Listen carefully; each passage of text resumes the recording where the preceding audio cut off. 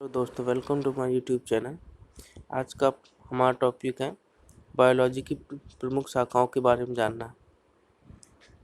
दोस्तों चलो पढ़ते हैं बायोलॉजी की प्रमुख शाखाएं। तो सबसे पहले दिया गया है बायोलॉजी। तो दोस्तों बायोलॉजी के अंतर्गत जीवन का अध्ययन किया जाता है। दूसरा है जूलॉजी। दोस्तों इसके अंतर्गत जंतुओं का अध्ययन किया जाता है। अगला है बॉटनी। बॉटनी में दोस्तों वनस्पति का अध्ययन किया जाता है। अगला है मॉर्फोलॉजी। मॉर्फोलॉजी में जीवों की बाहरी संरचना का अध्ययन किया जाता है। अगला क्वेश्चन है एनाटॉमी। दोस्तों एनाटॉमी में जीवों की आंतरिक संरचना का अध्ययन किया जाता है। अगला क्वेश्चन टेक्सोनॉमी। टेक्सोनॉमी में जीवों के वर्गीकरण का अध्ययन किया जाता है। अगला क्वेश्चन है टेक्सियोलॉजी। टेक्सियोलॉजी में कृत्रिम रूप से बने हुए विश्व या जहर का अध्ययन किया जाता है। अगला क्वेश्चन है वेनेनोलॉजी। वेनेनोलॉजी में जंतुओं के विश्व का अध्ययन किया जाता है।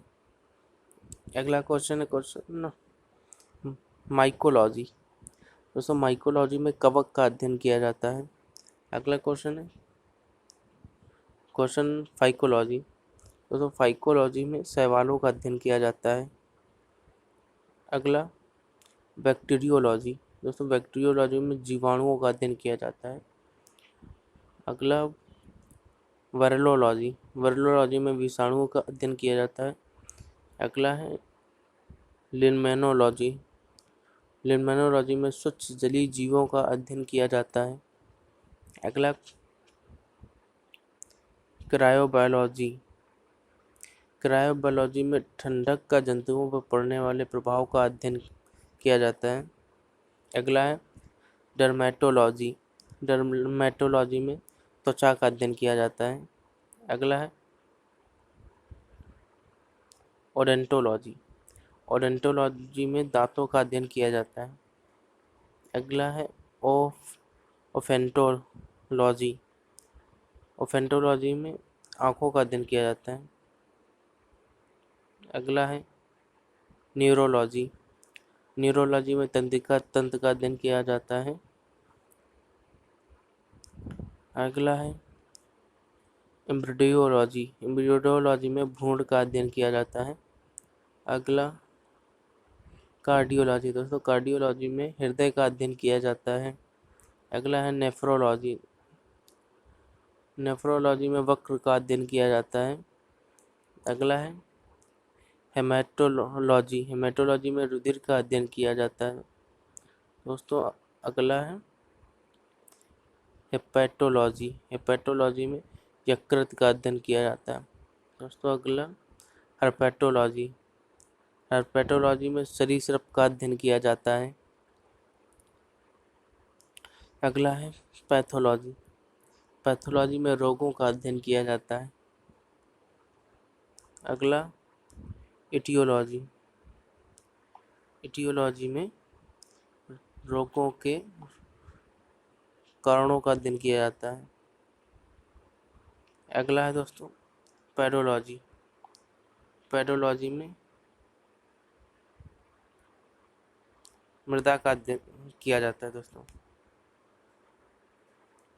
मृदा का अध्ययन किया जाता है। अगला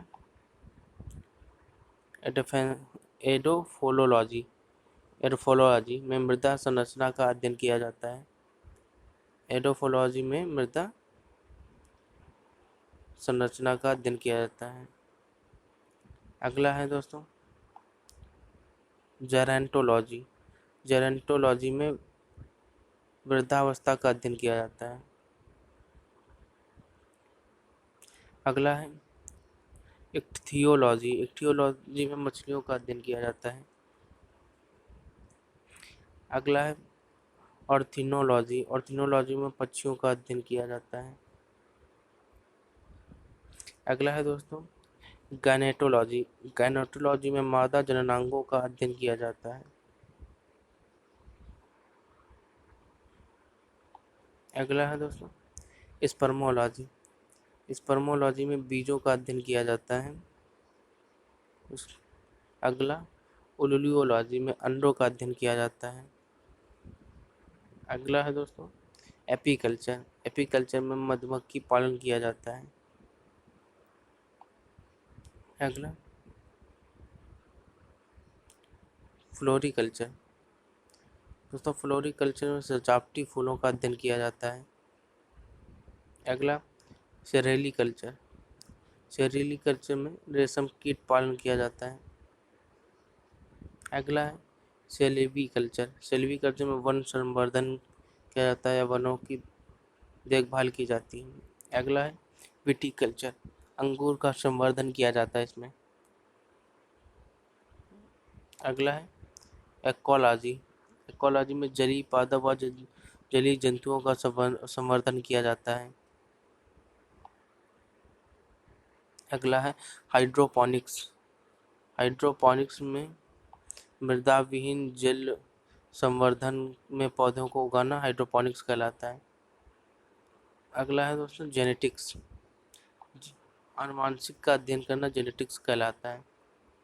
अगला है दोस्तों यूजेनिक्स। यूजेनिक्स में आनुवांशिक के नियमों का प्रयोग करके मानव जाति को सुधार करना यूजेनिक्स कहलाता है। अगला है दोस्तों यूफेनिक्स। इसमें चिकित्सा इंजीनियरिंग द्वारा मानव जाति का सुधार किया जाता है। अगला है दोस्तों यूथेनिक्स। यूथेनिक्स में अच्छी वातावरण व पोषण द्वारा मानव जाति का सुधार करना। अगला है दोस्तों पिसीकल्चर। दोस्तों पिसीकल्चर में मछलियों का अध्ययन किया जाता है। अगला है एंड्रियो क्रायोलॉजी। हार्मोन्स का अध्ययन किया जाता है।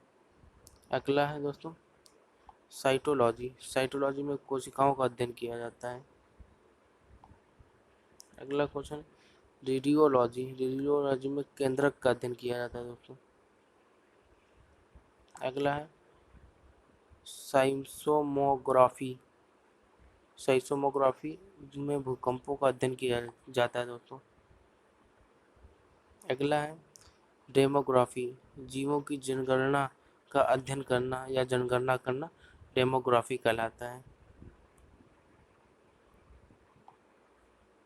अगला है दोस्तों डेंड्रोलॉजी। डेंड्रोलॉजी में काष्ठ का अध्ययन करना या लकड़ियों का अध्ययन करना डेंड्रोलॉजी कहलाता है। अगला है ट्रिकोलॉजी। ट्रिकोलॉजी में बालों का अध्ययन किया जाता है।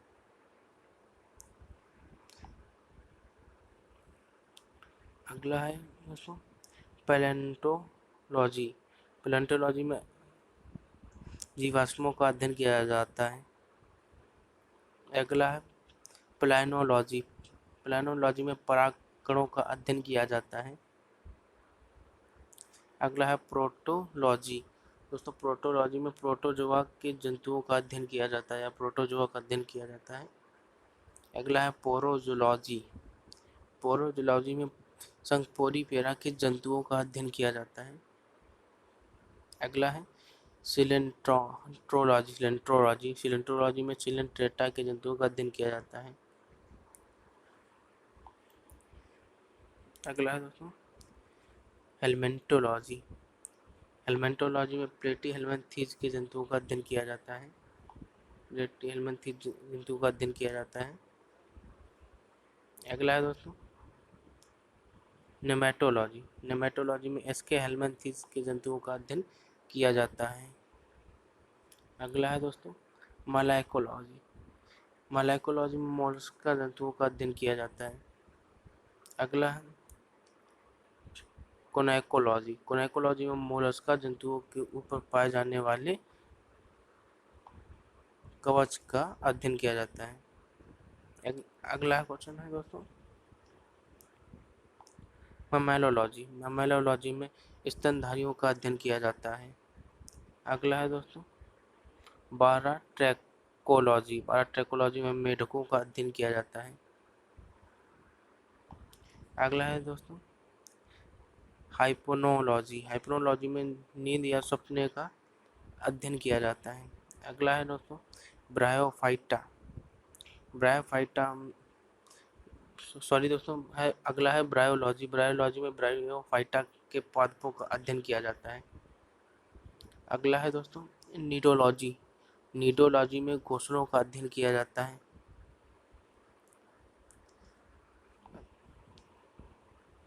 अगला है दोस्तों फेनोलॉजी। फेनोलॉजी में पक्षियों के प्रसव की अध्ययन की शाखा को पेनोलॉजी कहते हैं। अगला है दोस्तों पोमोलॉजी। पोमोलॉजी में फलों का अध्ययन किया जाता है। अगला है एक्सोबायोलॉजी। एक्सोबायोलॉजी में दोस्तों दूसरे ग्रह पर जीवन का अध्ययन किया जाता है। अगला है एंथोलॉजी। एंथोलॉजी में पुष्पों का अध्ययन किया जाता है। फ्लोरिकल्चर में दोस्तों सजावटी फूलों का अध्ययन किया जाता है और एंथोलॉजी में सिर्फ पुष्पों का अध्ययन किया जाता है, सभी पुष्पों का अध्ययन किया जाता है। अगला है दोस्तों कलैकोलॉजी। कलैकोलॉजी में सौंदर्य का अध्ययन किया जाता है। सौंदर्य यानी सुंदरता का अध्ययन किया जाता है दोस्तों। अगला क्वेश्चन हिस्टोलॉजी। हिस्टोलॉजी में ऊतकों का अध्ययन किया जाता है। अगला है दोस्तों सोरोसोलॉजी। दोस्तों सोरोसोलॉजी में छिपकली का अध्ययन किया जाता है। अगला है ओफिनोलॉजी। दोस्तों ओफिनोलॉजी में सांपों का अध्ययन किया जाता है। अगला है इमेंटोमोलॉजी। इंटमोलॉजी सॉरी दोस्तों इंटमोलॉजी। इंटमोलॉजी में कीटों का अध्ययन किया जाता है। अगला है ओलेरीकल्चर। ओलेरीकल्चर में सब्जियों का अध्ययन किया जाता है। अगला है दोस्तों माइक्रोलॉजी। माइक्रोलॉजी में सूक्ष्म जीवों का अध्ययन किया जाता है।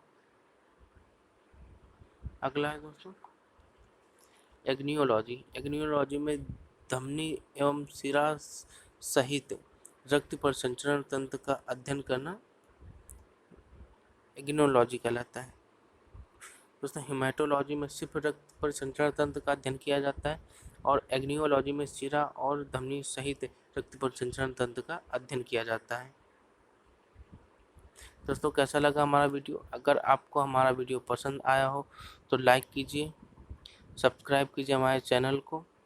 अगर कोई आपको क्वेश्चन पूछना है तो आप कमेंट के जरिए पूछ सकते हैं। अगर आप जीव विज्ञान की और शाखाओं के बारे में जानना चाहते हैं तो आप हमें कमेंट करिए, लाइक कीजिए वीडियो को। तब मिलते हैं अगले वीडियो के साथ। तब तक के लिए थैंक यू।